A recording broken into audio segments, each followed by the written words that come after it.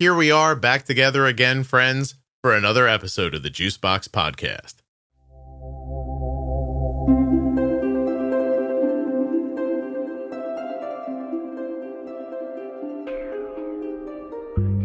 Charlie is back. She was originally in episode 1327 called Beaver Tail. She kind of tricked me and came back on today because she didn't think she did a good job the first time she spoke. But it turns out that since she was on the podcast the first time, where, by the way, I think she did a great job, her child has also been diagnosed with type 1 since then. So we've got some new things to talk about. Please don't forget that nothing you hear on the Juicebox Podcast should be considered advice, medical or otherwise. Always consult a physician before making any changes to your healthcare plan or becoming bold with insulin. AG1 is offering my listeners a free $76 gift when you sign up. You'll get a welcome kit, a bottle of D3K2, and 5 free travel packs in your first box. So make sure you check out drinkag1.com/juicebox to get this offer.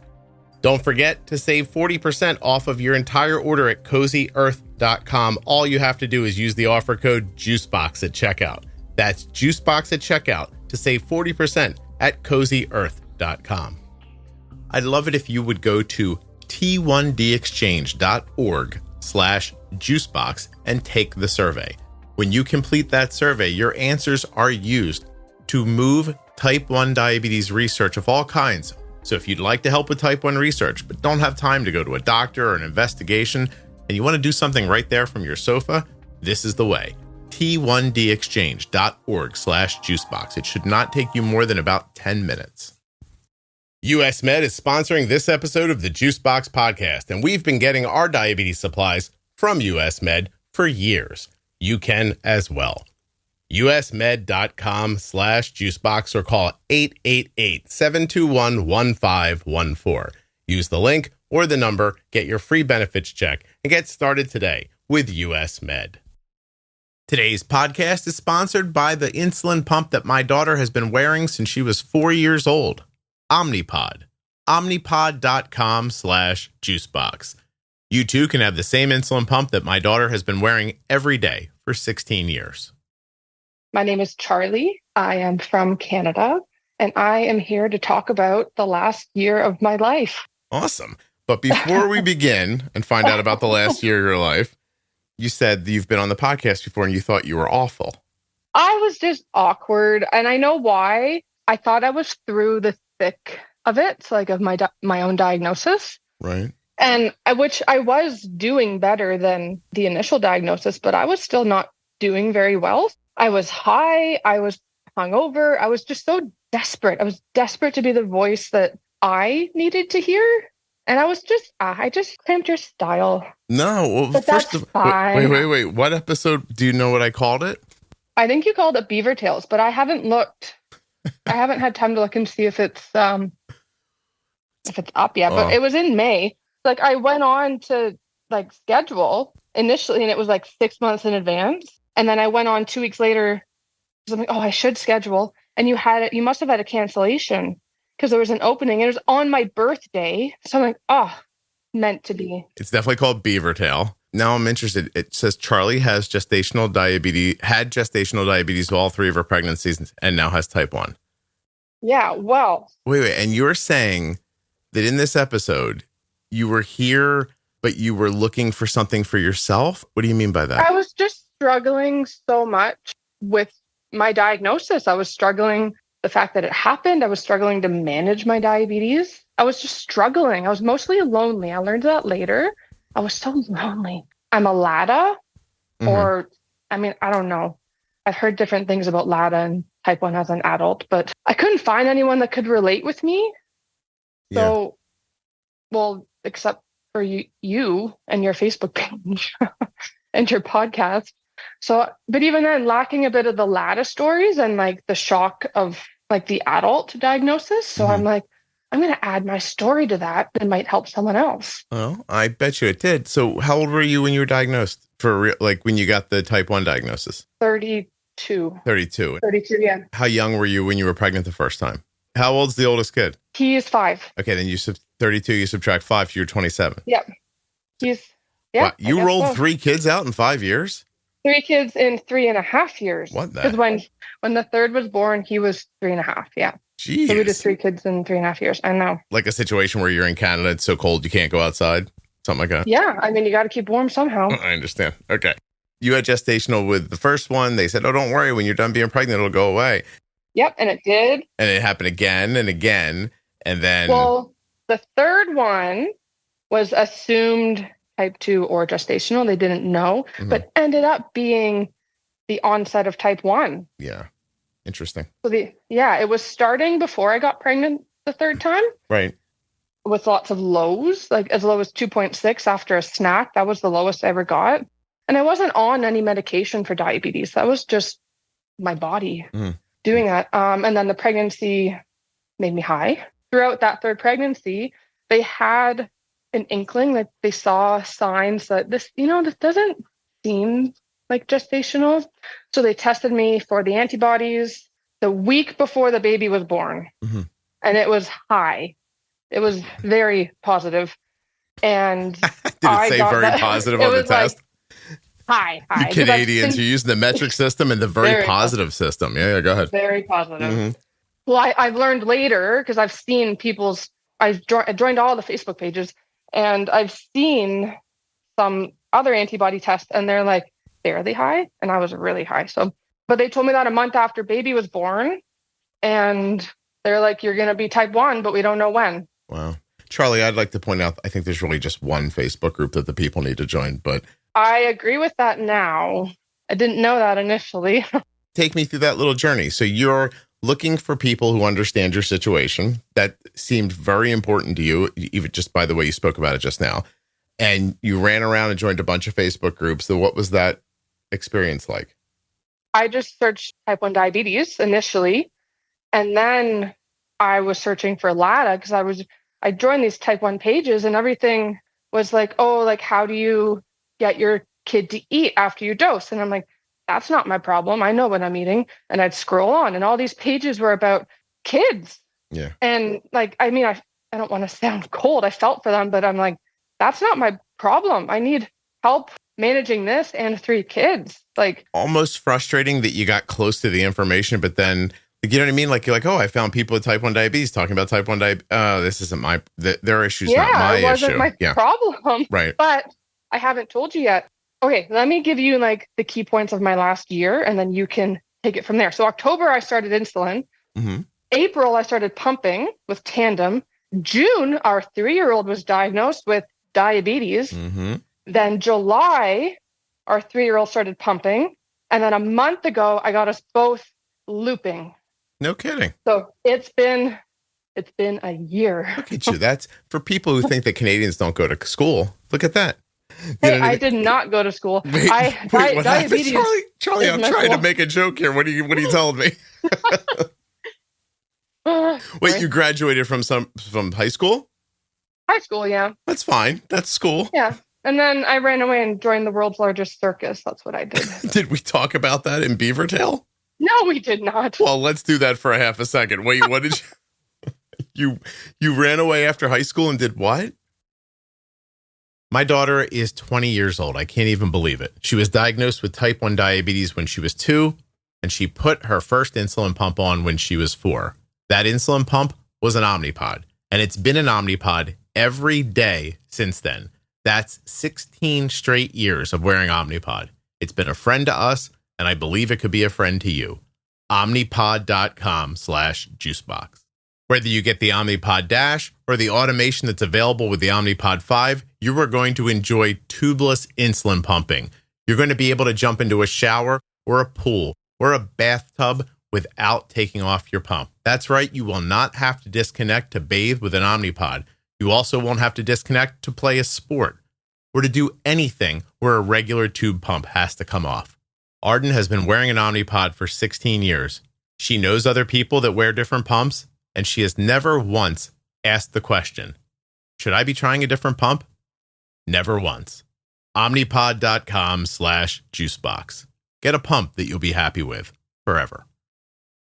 You've probably heard me talk about US Med and how simple it is to reorder with US Med using their email system. But did you know that if you don't see the email and you're set up for this. You have to set it up. They don't just randomly call you, but I'm set up to be called if I don't respond to the email because I don't trust myself 100%. So one time I didn't respond to the email and the phone rings at the house. It's like, ring, you know how it works. And I picked it up. I was like, hello. And it was just the recording. It was like, US Med. Doesn't actually sound like that, but you know what I'm saying. It said, hey, I don't remember exactly what it says, but it's basically like, hey, your order's ready. You want us to send it? Push this button if you want us to send it. Or if you'd like to wait, I think it lets you put it off like a couple of weeks or push this button for that. That's pretty much it. I pushed the button to send it. And a few days later, box right at my door. That's it. usmed.com/juicebox or call 888-721-1514. Get your free benefits checked now and get started with US Med. Dexcom, Omnipod, Tandem, Freestyle. They've got all your favorites. Even that new eyelet pump. Check them out now at usmed.com/juicebox or by calling 888-721-1514. There are links in the show notes of your podcast player and links at juiceboxpodcast.com to US Med and to all of the sponsors. Not right. Like a few years after high school, I joined the world's largest circus. Are you allowed to say the name of it, or is that what it's called? I don't see why not. It's called Cavalia. I don't believe it's a thing anymore. Yeah, after they said you couldn't like whip an elephant, that ruined circuses pretty quickly. No, it was a horse circus, so no elephants. It was it was a horse circus? Yeah, Cavalia. It was like traveling rodeo? No, not rodeo. Like acrobatics, like a Cirque du Soleil plus horses. What did you do in the circus? I was a groom, so I looked after the horses. Oh, you just wanted to get away from home. Yeah, exactly. How come? All my friends were off to like university and college and they're moving on with life. And I wasn't. I was home with my own horses working. And I just needed to go somewhere, but I didn't know what to do for schooling. I didn't go to university because I couldn't pick something. And yeah, I picked the circus instead. Was that a good decision at the time? Oh, yeah. It was fun. It was, yeah, if I could go back, I would do it. Like, I wouldn't change anything. No kidding. But if the job came up now, I would not go. You got these kids and the diabetes and everything. Yeah. It's still going, an epic yet soulful theatrical experience that will take your breath away by its beauty. I don't know who wrote that, but I think it's a little incorrect. An uplifting and emotionally charged theatrical production featuring 70 horses and 50 artists. That's the thing you did. Yeah. And you groomed, picked up the poo, cleaned them up. Did you shoe the horses by any chance? No, there was a farrier for that. But lots of poop cleaning up, lots of horse clean. They're white horses. They're mostly all white horses, and horses like to lay in their poop. And so we had to clean the horses and keep them nice and white and shiny for the show. That's why I don't lay in my poop, because I'm white. Yeah. Well, it stains. It stains easier. I don't need that problem. You know, I get dry skin. I'm sure it would pick it right up. I am a little ashy here. I'm looking at my shins. How long were you in? Can we stop calling it the horse circus? What else should we call it? Cavalia is fine. I'm going to go back to horse circus. How long did you do that for? 2 years. No kidding. Now, did you make friends there? Did you have so many? Yeah. Emotional relationships, romantic relationships at Cavalia? No, nothing romantic. No? Couldn't find somebody? I didn't Wasn't looking. Okay. How old were you when you said, I probably got to stop shoveling this shit and get back to my life? Early 20s. Okay. I don't know. That's more math. You think I'd be better at math now with all the carb counting, but if you went to college, maybe. Yeah. Listen, I think some people are just like, it's not that you're bad with math. I think that timelines, I'm not good at it. Like if you ask me questions about my life, I'm like, well, how old were you then? I'd have no idea at all. I feel like a hypocrite asking people. I'm like, well, how long ago was that? How old were you? Because I would never know the answer to that question. Okay, so that's a life experience. You head home, you meet a boy who helps you knock out those kids, and now all the diabetes is here. Have you looked into those families, like your family line, his? Is there autoimmune? No, I haven't dug too deep. I haven't asked much, but there's nothing in the immediate family. Okay. But I just type 2. Like there's type 2 on both sides of my family. Yeah. There's type 2. What about thyroid stuff or celiac or stuff like that? Nothing that I know of. Like nothing. Interesting. Nobody got a creaky grandmom? RA maybe? No. I'll be damned. Just you. I know. I mean, maybe, but I don't think so. Yeah, I don't know. It sounds like you're a super spreader. We just won the lottery. Oh, yeah. Woo. when you spoke to me, I'm doing a little math here because your episode came out in October 2024, which, by the way, already has me wondering how you're back recording this soon. So I have to remember how that happened. But that means that you and I recorded 6 months prior to that, probably. So yeah. I don't know, maybe April. May. Okay. Yeah. And how long had you had diabetes when you signed up to be on the podcast initially in May? 5 months. May was 5 months, right? October. Oh, so you signed up almost right away when you were diagnosed, and then because you have to wait months to get on. No, it was only a 2-week wait. Like I said, you must have had you must have had because when I first looked, it was like 6 months. And I'm like, wow. But then I probably got interrupted by a kid. I never booked it. And then when I went back on to book it, there was an opening 2 weeks. You skirted the system. Yeah. So when I gave you the link, you didn't act. And then when you finally looked at the link, someone had canceled and you were like, oh, I can just do this 2 weeks. Don't tell the other people who are going to be on the podcast. That'll make them very upset. So you jumped on the podcast in April, recorded. It came out in October.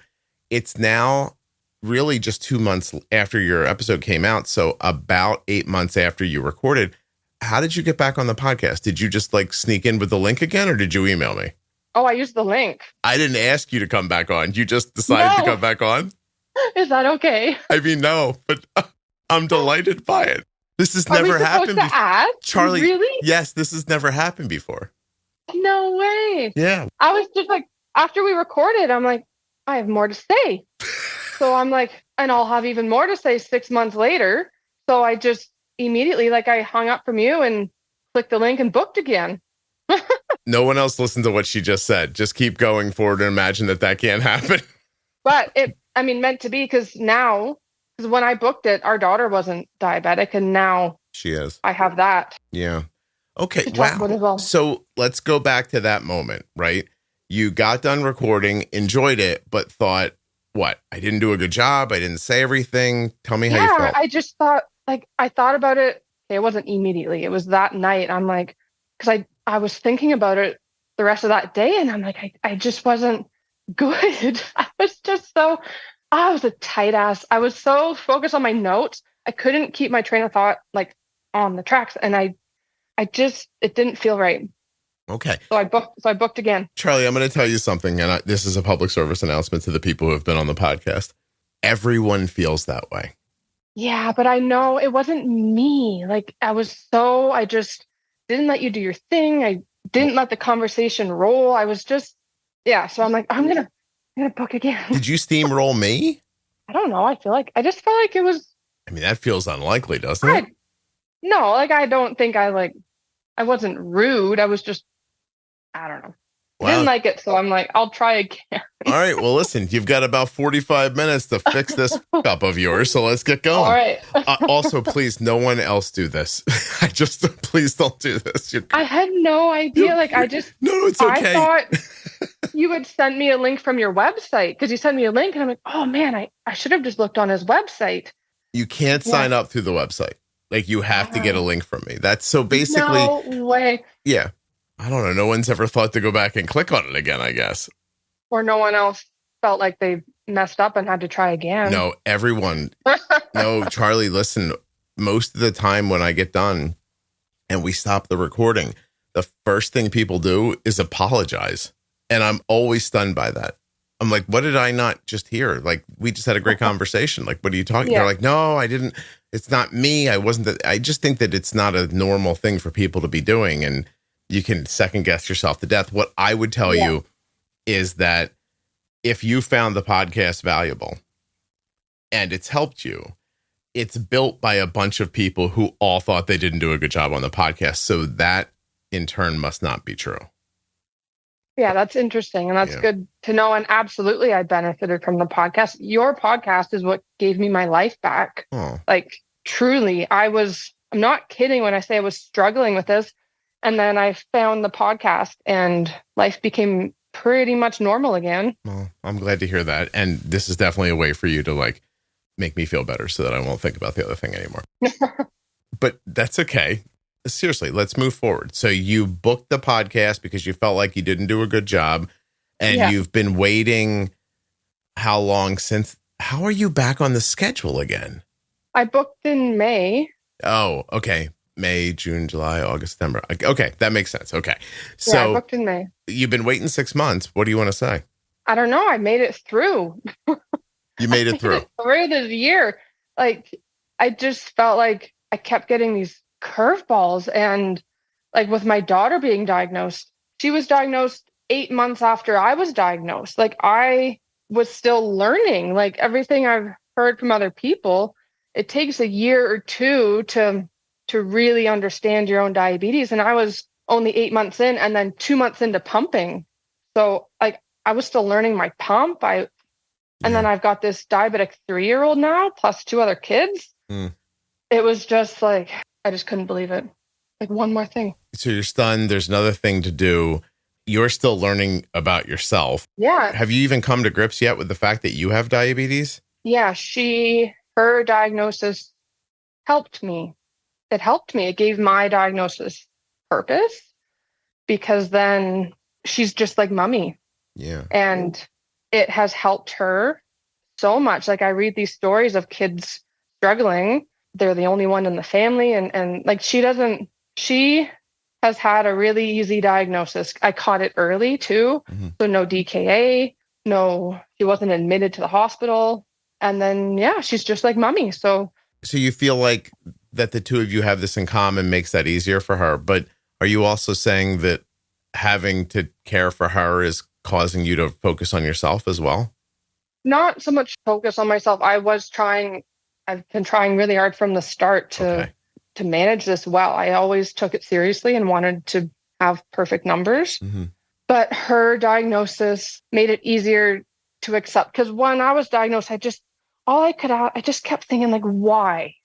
Why did I get this? And not even just why, but why now? Like, when I was diagnosed, my oldest wasn't quite potty trained, so it was even more work than a kid in diapers. And my other 2 were in diapers, and I was breastfeeding the baby.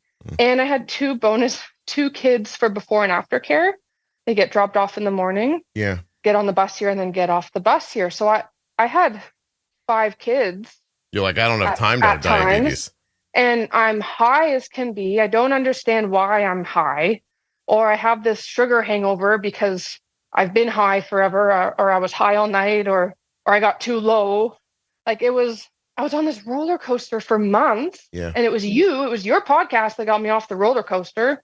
My team started me on 8 units of Basaglar. I only needed 3. I was down to 3. But it took months, and it was you. Because I remember, like, gonna do my needle, and man, I can't. They kept tweaking me, like, oh, try 7, or we'll try 6. So no, I think you need the 8 now, and like up and down. And I just eventually, like, once I learned how valuable your podcast is, get your basal right. And I'm like, okay, this isn't working. So I cranked that pen back all the way to 3, which it was a half unit pen, so it was a lot of clicks. and I did 3 units, and that was it. That was what I needed. Are you saying that all those clicks made you feel like, wow, I'm really turning this down? I hope this is okay. Yeah. Oh, okay. That's interesting. It was like huge. I was trusting my team, and I didn't know. Yeah, there's just so much I didn't know about diabetes that I learned through the podcast. It's awesome. It really is. Yeah. I got a note this morning from someone, and they said, hey, I saw something about the podcast shared out in the world, and they let me know that it was being shared. And, if you go and look, people are, just talking about how valuable it's been for them, which is really lovely. It was a nice way to start my day. And my thought was, oh, well, this will help combat the feeling inside when you see someone online call you an asshole. Yeah. It's great to hear that from you, that it was that valuable, and that it got you moving in the right direction, because it did. Yeah. Meanwhile, I want to say I'm joking when people speak badly about me online. I honestly, genuinely just think it's part of this. So, like, I don't really think that if you're going to make a podcast, there aren't going to be people who don't like you. You're helping make my day brighter by telling me that. And I really appreciate that. Thank you. So basically, you listen to the podcast and it makes you think, my insulin must not be right. Let me look at my basal first, only to learn that the doctor's office, and you live in Canada, so are they really a doctor? Or, is it a B? Like, I don't, like, you know what I mean? Like, is it like Dr. Doolittle? What are we talking about, really? Well, my diabetes, my GP is like Dr. Doolittle, but My endocrinologist is fantastic, even fully supportive of Loop, which surprised me.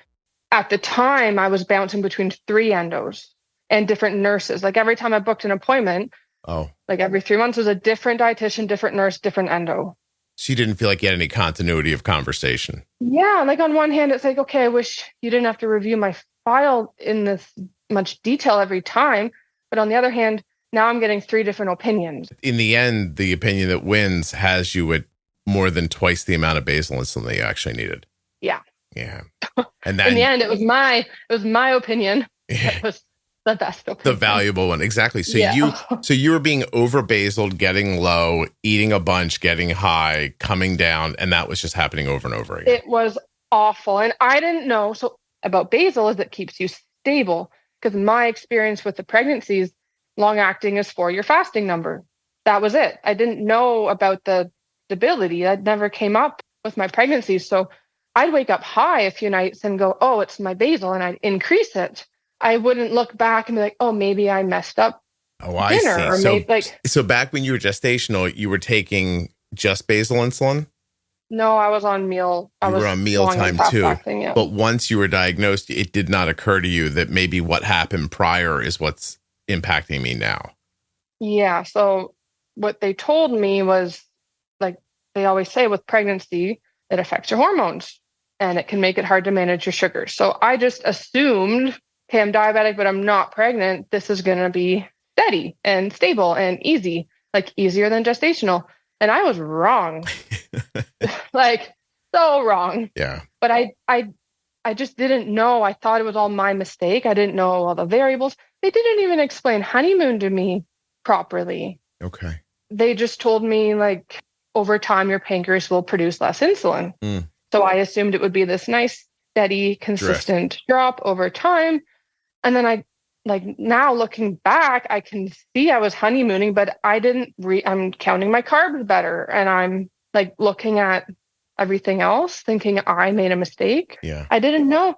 So that helped with our daughter, because then when she was honeymooning, I didn't try that hard. I'm like, we just have to survive the honeymoon and then we'll get our settings right. With you didn't know where to fight the fight even. I thought it was my fault. And I'm like, oh man, I'm doing awful. Like I need to manage this. And in the end, am I correct to say it's getting your basal state right, learning how to pre-bolus your meals, making sure you're counting your carbs well, making sure you're understanding the impacts of other foods like fat and protein, not staring at high blood sugars, not over-treating lows. That pretty much it? Yeah, that's it. Also recognizing like, hey, this might be the pancreas, and just just survive. I wish I could go back and just survive my honeymoon and not try and perfect my honeymoon. You didn't get caught up in the like, why is this suddenly happening like this? You just said, well, this is what's happening. We'll get through this day. Eventually this will stop happening. Yeah. With our daughter. That's what I meant. Yeah. I did. Yeah. Yeah. Oh. It was like managing her was so much like more laid back because I knew already. I'm like, it's her pancreas. And what I did, speaking of schooling earlier, I gave myself, everyone says, give yourself grace.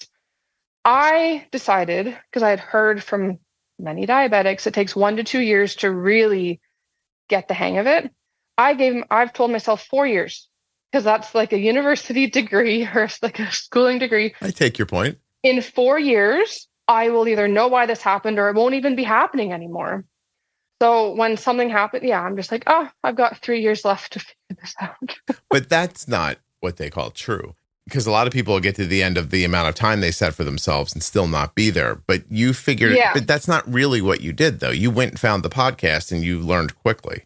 Yeah. I mean, I'm still our highs and our lows. No, of course. But already most of them are, I gave myself 4 years to like help my mental health, my sanity, my stress levels. But I feel like we're already there. You got to your 4 years in how long? Well, I'm 1 year and a bit. What am I? I'm 14 months into this. Yeah. Well, then to that person online, I'm not an asshole. See? No. I helped this lady and her kid. I sometimes think about where would I be right now without the podcast? How long would it have taken my team to get my basal right? Charlie, which province are you in? Ontario. Oh, I don't know what that means. I just wanted to say, well, so, this isn't one that starts you with NPH, is it? No, I was started on Basaglar and NovaRapid, and she was started on Basaglar and Humalog. But still in all, did you turn your basal up back then, or did they? At times I was making adjustments between appointments, but then they would also turn it up and down.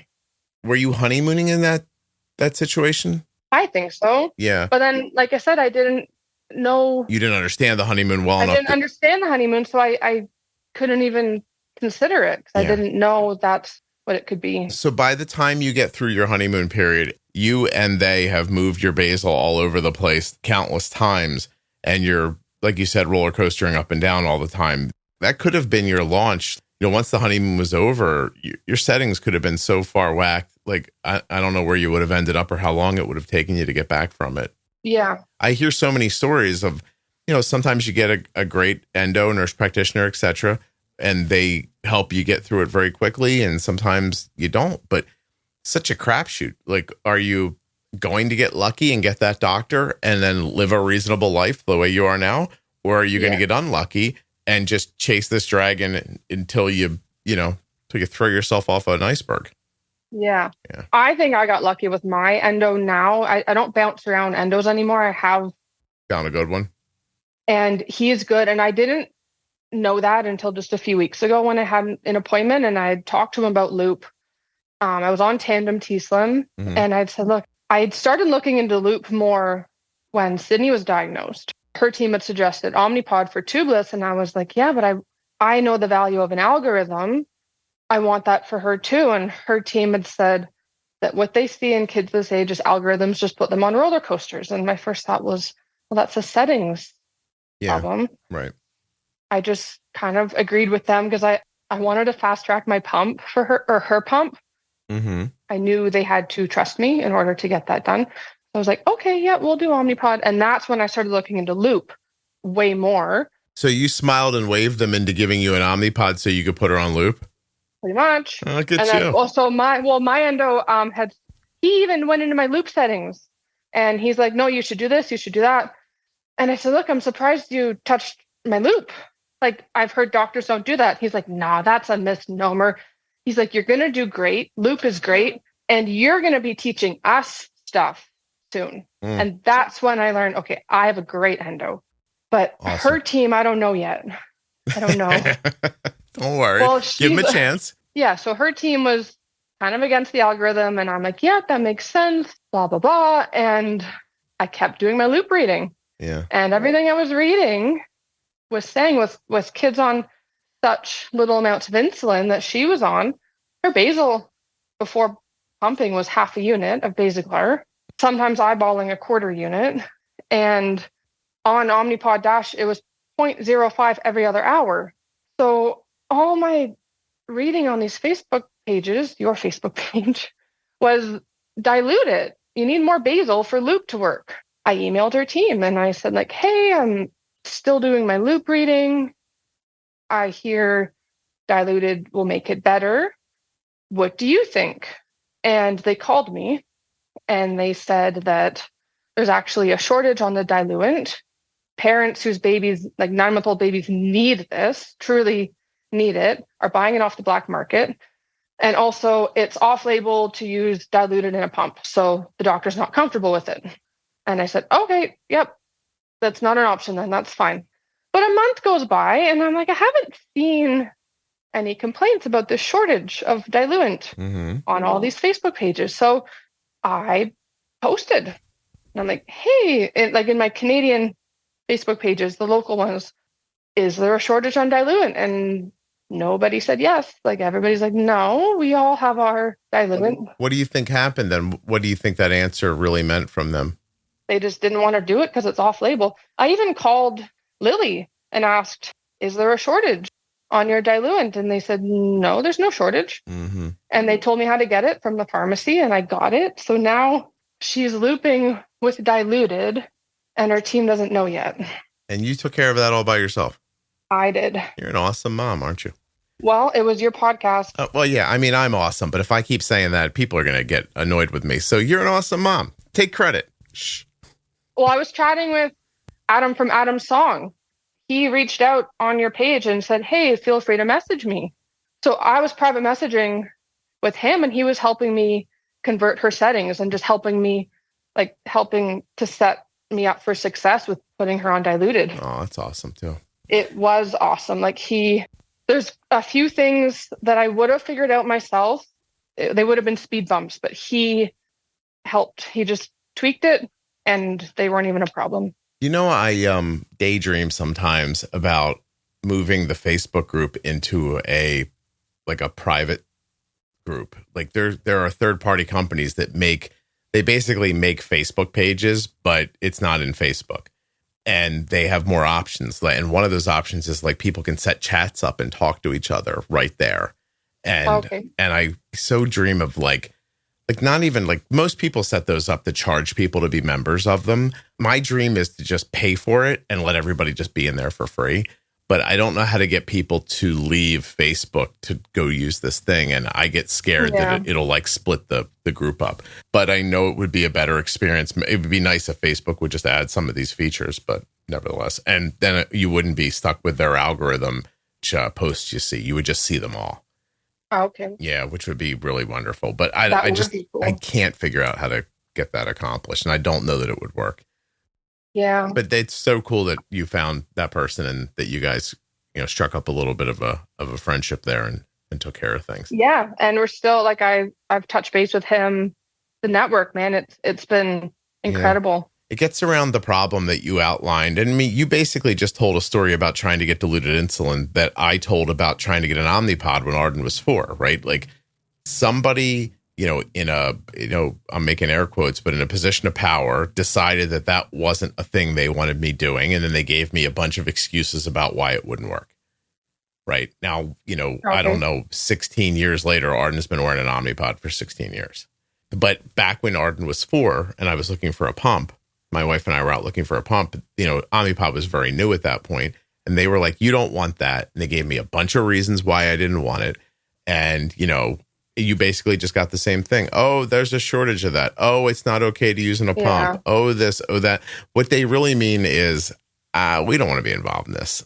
So why don't you just go home and struggle through this till this isn't a problem anymore? Yeah. And it sucks. It sucks. And I just wish, if they're that uncomfortable with it, then have me sign a waiver. Have me sign something saying, I recognize that my doctor advised against this, but I'm doing it anyways. Yeah, it's not. And then watch me do it. Right. But yeah, that's not going to happen. But if you're that I don't get it. Especially when I'm hearing all these success stories of little kids looping on diluted. Yeah. So it's not that dangerous. Listen, I've never used diluted insulin. I wouldn't begin to know how to even accomplish it. I don't know that I couldn't figure it out if I had to, but I've never been involved in it. But I have seen 1,000 people talking about how valuable it's been for them when their kids are very small and don't need a lot of insulin. Yeah. Again, I'm proud of you for figuring that all out, fighting through the system and getting it accomplished. Thank you. You're welcome. It's very cool. It was a lot to do this past year. I bet. But even back to the community, when I was building Loop, I was messaging these people from around the world. They're helping me. They're like, feel free to PM me. And then I'm messaging them because I was determined, I'm not going to waste the time of all these volunteers. I'm going to find the answers myself. The answers are here. Mm-hmm. They have all the websites. They have all the documents. But sometimes I just couldn't find the answer. Yeah. So I'd post and then they just immediately share. Yeah, I got answers right away. It was incredible. It was just it brought me to tears a couple times as I'm thinking about all these random people around the world who are helping me. Yep. Yeah, it was amazing. Well, it's awesome. And I'm proud to be perhaps the person that set the community up, that facilitated the conversation. So yeah, you did. It started with the Juicebox for me. That's awesome. I'm so glad. Yeah. Hey, you mentioned earlier that one of the reasons you didn't go to, you guys call it university, college, is because you couldn't think of something to go for. If I asked you now, what would you want to go for? Do you still not know? Oh, I don't know. That's interesting. I didn't know if something had popped up in the years and you thought oh, you know what? I would have been great at, this. No, I mean, maybe something with the hydro company because they have great health benefits. That's all. Oh, just something to get. I see what you're saying. Something to pay for the diabetes. Currently, do you have a job or are you raising the kids? No, I'm raising the kids. Yeah. Yep. That's awesome. What's your husband do? He works for hydro. Oh, I see. And he's got good insurance through them. Yeah. The health coverage we have, I'm so thankful for it. I just can't imagine. What do they do? Is it water, oil? Hydro, electricity. Electricity. Like Okay. power line. Gotcha. Power line technician, yeah. Oh, does he lay lines? Yep. Hang lines? Oh, that's awesome. Yeah. Does he have stories about birds and other crazy things that... Oh, yeah. Melted squirrels. And yeah, he'll take pictures. And he loves finding a melted squirrel because then that's the problem. He goes, I guess he's so. like, oh, that's like they don't have to troubleshoot anymore. Yeah, just peel off they just show up. the Yeah, plastic. and they're like, oh, there it is. They don't have to. Oh, God, yeah, that's they don't horrible. Have to look anymore. But a great podcast title. I know. All right, so now listen, we're 3/4 of the way through your episode. Are you doing a good job? Are you going to be happy with this? I do not need you upset again. Now that you know how the links work. No, it feels. Yeah, it's good. Awesome. Yeah. That's really great. Wait a second, you're making me laugh. I just imagine you being like, where's that link? I forgot to say something. I'm gonna have to put No, I won't do it again. Maybe if another kid gets diagnosed, then I will. Well, I hope that doesn't happen. Me too. Although I'm enjoying speaking with you. Good. But not enough for one of your children to get diabetes so that I could do it again. Yeah. How involved with all of this is your husband? Have you been passing information to him about your daughter's care? Oh, he's been amazing. It's been incredible. He just took it in stride. He learned really fast. I was careful to not overload him with information because I was watching him learn how to look after our daughter and I was seeing myself 8 months prior. Yeah. So what happens usually is he comes home from work and then he's looking after her. He's counting the carbs, he's dosing her, he's in control. When he's at work, I look after her. Like, I think we've done a great job sharing. Mm-hmm. And there was times I'd see him doing something and I'd think I'd do it differently, but I wouldn't say anything. I think he has to learn. Are you finding that his different is different wrong or just different, but still works? Sometimes different wrong. Like there was times I'd think that's not enough insulin or that's too much insulin. But then I'd think he has to learn. So what if he gives her a bit too much insulin? We'll have to give her some juice. And now he knows what it feels like to give a bit too much insulin or not enough. You have those experiences the way you do. Yeah. That was at the very start. I wouldn't say much. I'd kind of just let him do it. But then moving forward, once he had a better understanding, then I'd be like, hey, maybe we should try this, but do what you want. And it's awesome. I'm very open-minded of you. My wife tells me I do everything wrong. And then I sometimes say to her, when you're not around, I live quite fine. Yeah.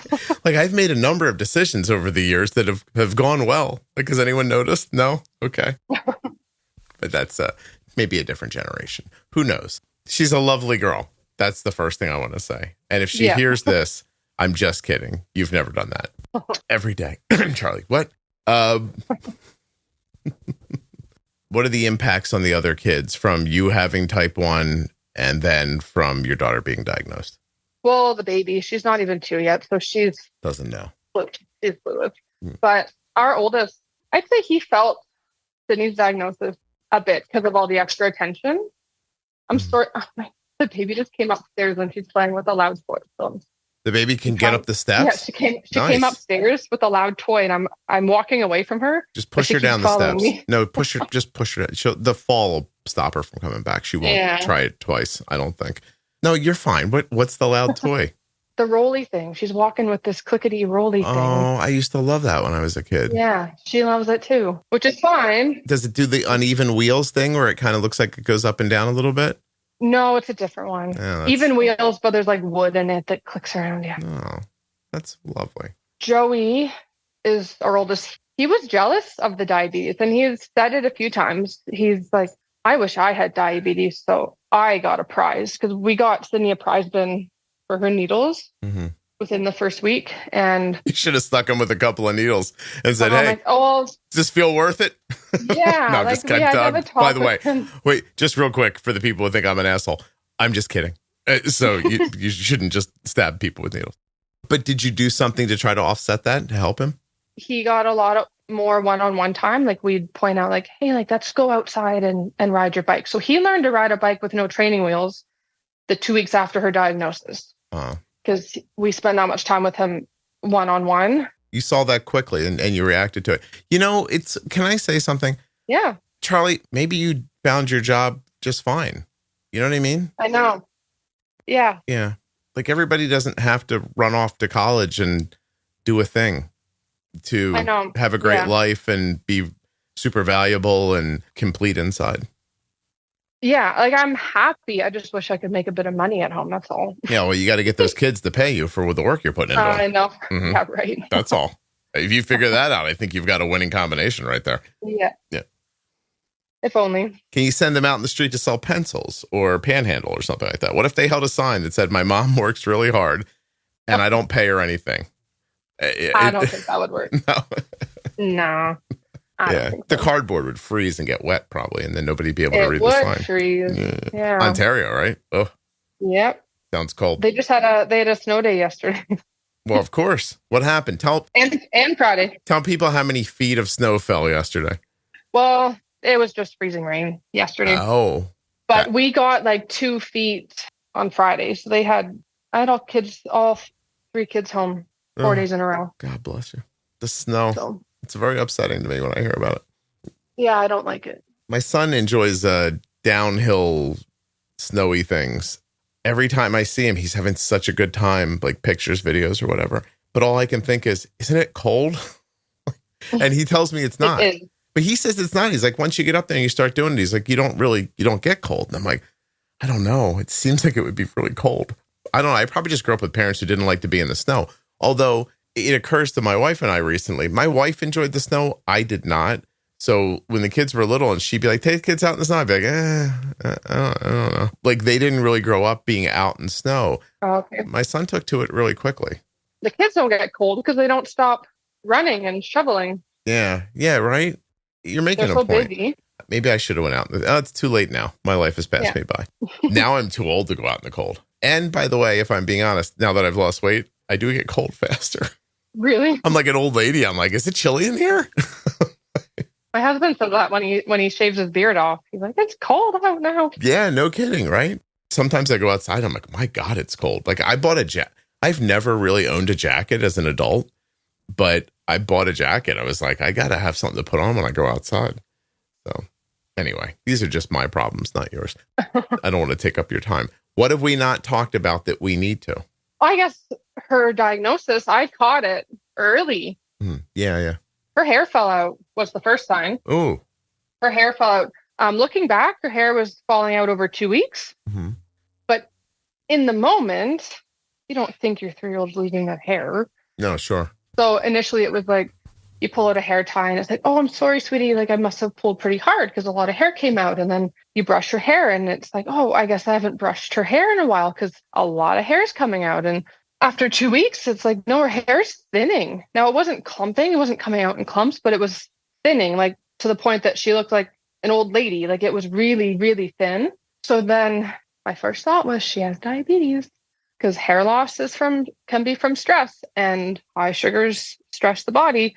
And I just snuffed it. I'm like, nope. Because I had the trial net kit in the house. I had decided to test the kids. Right. But I hadn't taken her yet for that antibody screening. It was on the kitchen counter. Like, nope, it's not. So you sniffed it out, but then you didn't want it to be so. Is that correct? Yeah. Okay.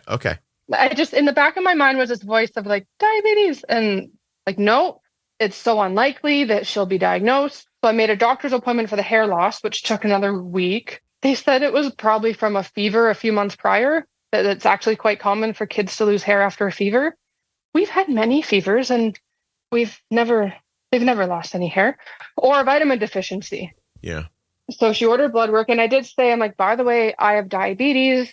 What are the chances? And she asked about her water consumption. I'm like, yeah, she has been drinking a bit more, but it is warmer out.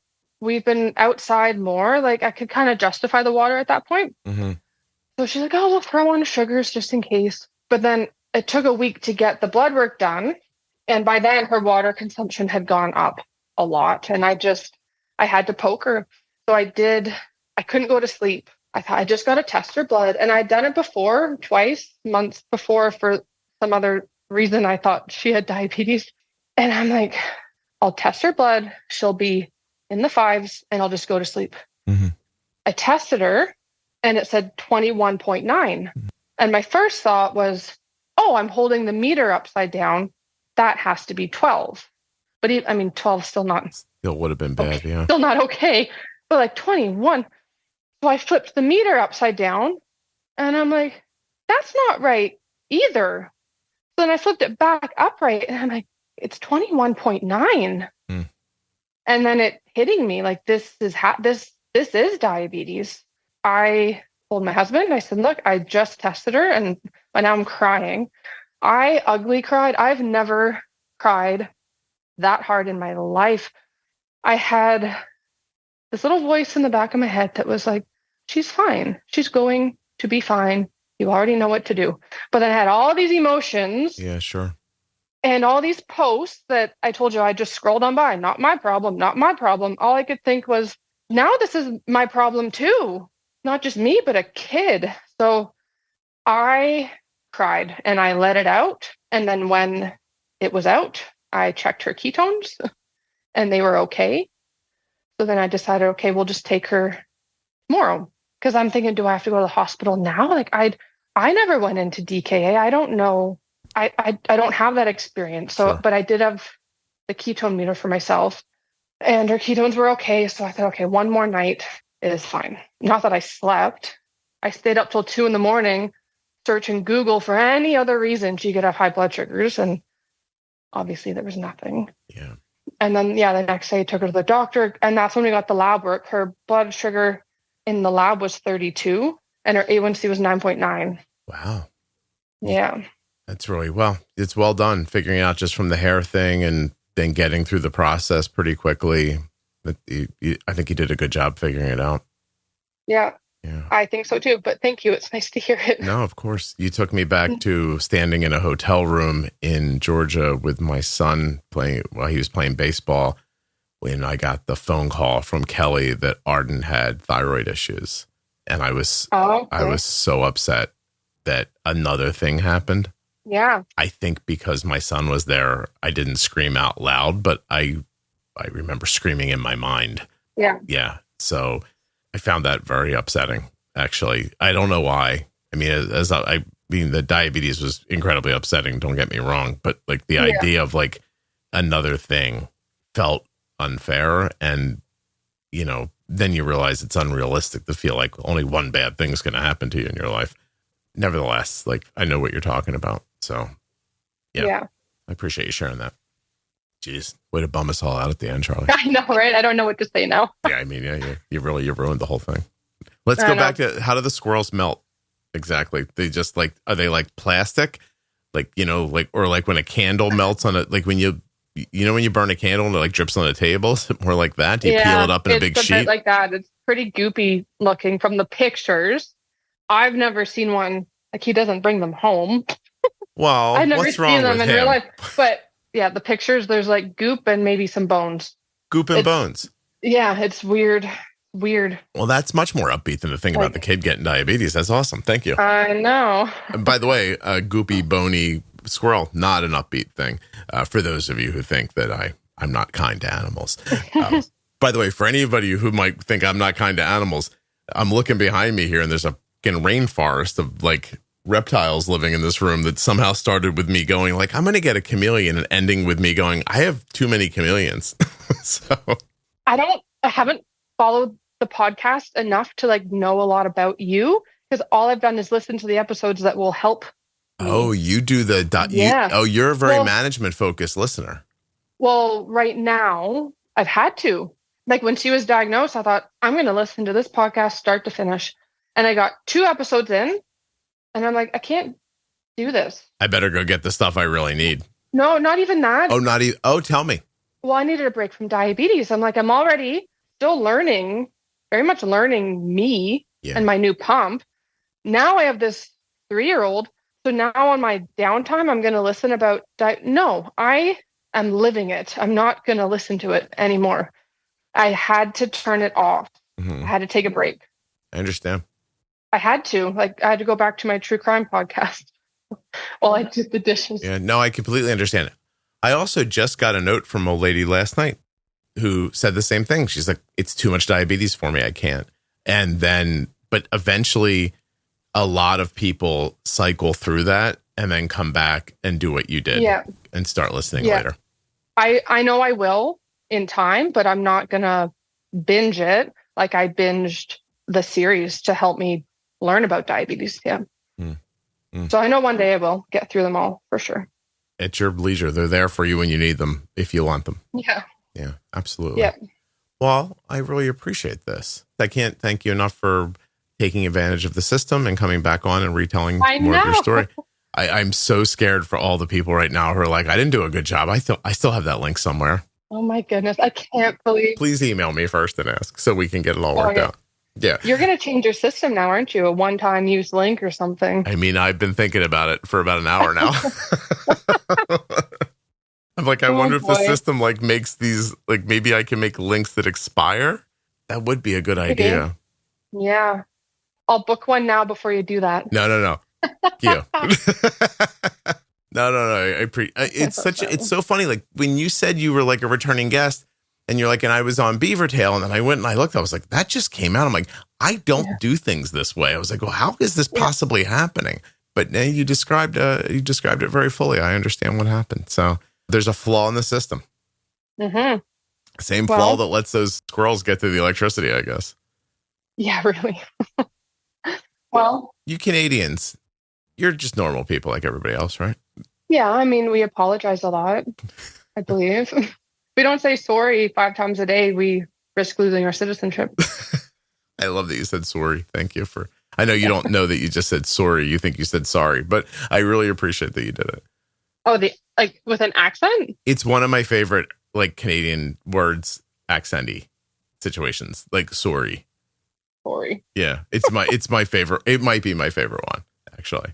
You guys do a couple of that are fun. Not even like about or a boot. Nah, the aboot thing, it's too overdone. Yeah, everybody over here aboots all the time when they're making fun of you Canadians. Yeah. The sorry to me, like you've changed the word completely. I had no idea. And at the same time, the way it gets drawn out actually adds to the sorry. Like you really are sorry. Not just like, oh, I'm sorry. It's like, oh, I'm sorry. There's like a sad tone to it. Yeah. Yes. The way the word's pronounced adds sadness to the tone. It's just very Canadian, in my opinion. And I, of course, know nothing about Canada. But I mean, if you're going to listen to me about my opinion about Canadian, this is the most Canadian thing, except for beer and working in oil fields, apparently. Which is a big thing there. No maple syrup. Yeah, I mean, what an oddity, right? And why is it so expensive? I don't know, but I love it in my coffee. In your coffee? Yeah. What the hell? Are you serious? How do you bolus for that? At first, I didn't before I found the podcast. Have I talked about that enough? I would do an hour pre-bolus on Tandem or with MDI. On MDI, it'd be like 30 minutes to an hour pre-bolus. But with Loop now, I don't need to wait that long. Okay, because it hits it more and more as it rises? Well, I can type it in as a fast-acting carb. Oh, I see. And then Loop has been awesome. Amazing. Yeah. Yeah, I went from like 85% in range on Tandem with a lot of intervention on my part to like 90s, mid-90s time in range, and I changed nothing, and I still eat pizza. Wow, good for you. That's awesome. Yeah, I couldn't believe it. They have pizza in Canada? Yeah, we have pizza in Canada, but no maple syrup on it. Well, that's just in the coffee.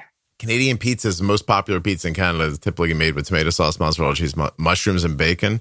The dough is not made in a specific way. I don't believe that you have pizza. I'm not joking. I genuinely don't. It's not like a big, thick, no, it's thin crust too. Interesting. You can get deep pan. You can get the deep pan pizza. I don't want that. No, if I ever come, I'm going to have pizza while I'm there just to judge it. Domino's. No, see, that's not pizza. You don't know about pizza. I knew you didn't know about pizza. Domino's. Domino's is fast food. Okay. Then maybe we don't have pizza. You don't. There's no way you do. I don't know why, but it can't be possible. Yeah, you can't. Oh, my God. Are you ever going to travel here? Probably not in the near future, no. All right. I'm just saying, if you ever get to the East Coast, just anywhere, even on the street, you'll be like, oh, this is so good. Or you'll hate it. Who knows? Maybe you've got a taste for the Domino's. I do have a taste for the Domino's. Do you ever order any of these other scary things that they have? Like the cheese-filled things or the macaroni and cheese, or do you stick with the pizza mostly? Not the mac and cheese, but their chicken bites. Those are good. And then the cheese bread, the Philly steak cheese bread. Philly steak. I am from Philadelphia, and I guarantee you that there's nothing about that would mimic you having a cheesesteak here in the city. Wow, there's a Domino's perfect combo deal for $20 that has so much, and I'm going to use air quotes, food in it. I can't understand how it's only $20. There's a pizza, there's lumpy things, there's a lot of stuff here. Dipping sauces. I pick based off of what coupons they offer. Okay. They always have a mix and match coupon. So it's like $8.99 for all these items, and I pick from those. I just have to say, I want to say this out loud. If you are bolusing for Domino's and all the accoutrements that come with Domino's was something I taught you, I'm a fucking genius. That's what I'm going to say right now, because this stuff does not look good. No, we had like a few days into looping, we had Domino's pizza, and I'm like, all right, I'm prepared for a high, because I'm like, I'm gonna do the like 5-minute pre-bolus, and because with Tandem I had all my tricks to like not go high, and I'm like, I just got to start somewhere with loop. I didn't go. I hit 8 something and then came back down, and that was it. I couldn't believe it. No, I'm a genius. I'm going to come right out and say it. Also, I want to tell you all that if you just go to YouTube and search for Stadler made pizza, you'll learn to make a dough there. Then I'd like to see you make your own sauce, throw a little bit of mozzarella cheese on top of it, put it in an oven, bake it up. I really think Canadians, you would love this. I want to get you away from Domino's or Pizza, Little Caesars. Yeah, we do. That's there too. Not in our town, though. We just do Domino's. Okay. Stadler made YouTube. Learn to make a pizza for yourself. I think you'd really enjoy it. Okay. I will look that up. I mean, you've got 3 kids. They would love making pizza. They would. Oh, they do love making pizza, but we get the frozen. No. Pizza. Charlie, promise me. You tricked me and came on the podcast twice. Promise me you'll make pizza one day. I promise you. I will look. Well, you're not going to do it. Should I write this link down then? No, Stadler made. Look, it's hold on a second. It's STAD. I'll find it for you. It's STADLER pizza dough. Oddly enough, the guy's from I don't even know where. He's got quite an accent. He has great short videos about how to make pizza dough and how to like ferment it. And then, it's a little bit of a process, and you're not going to have a pizza oven, but I still think you can get away with doing it in your regular oven at a high temperature kind of quickly. I see this as being a nice family event for you. I'll give it a shot. I wrote it down. I'm going to do it. Yeah, I wrote it down. Thank you. We haven't had pizza night in a while, so. If I just do this real quickly, I think I can use the guys. The guy's got such an interesting voice. Hold on a second. Slowly start to suck up all the moist and start to stick onto the table. In case this happens, I have one tip for you. Try to blow some air underneath. Okay, I don't know what accent that is, but son of a bitch knows how to make pizza. So, what is an accent? You don't know. Yeah, how would you know what an accent is? You know what I mean? We don't have accents. Right. Just listen. If you don't make the pizza, call me up and just say, I'm sorry. And then that'll be the end of it. I'll make it and I'll post my graph in the Facebook page. Thank you. Thank you. Last question. I'll let you go, right? All right. What do you think it is about the Canadians and the apologizing? I have no idea, but I was sick of being teased for it when I worked for the circus. You're not joking though, right? Like you're apologetic by nature. I don't know where it came from. I think it must just be a word. It just must be like, we don't always mean it. We just say it kind of thing. Oh, you don't think you mean it when you say it? Not always. Sometimes, yeah. I think it's just, I don't know. My wife would tell you I haven't apologized since I met her, and she might be right. And I feel bad about that. I don't know. I just didn't know if you had any insight about it. You almost apologized while explaining why you might Did I apologize. really? You were like, well, I mean, it's just a thing we do. And, like it gets like that all this time. Sorry. Sorry, I don't even know. You were a split second away from going, I'm sorry, but I can't answer your question about sorry. Yeah. So I don't know. Anyway, God bless you. And that was a weird thing to say. I have no religious holdings whatsoever, but I'm really happy for you and the success you're having managing your child, yourself, and how far you've come in such a quick amount of time. So really, seriously, well done. Thank you. No, it's my pleasure. Hold on one second for me, okay? Okay.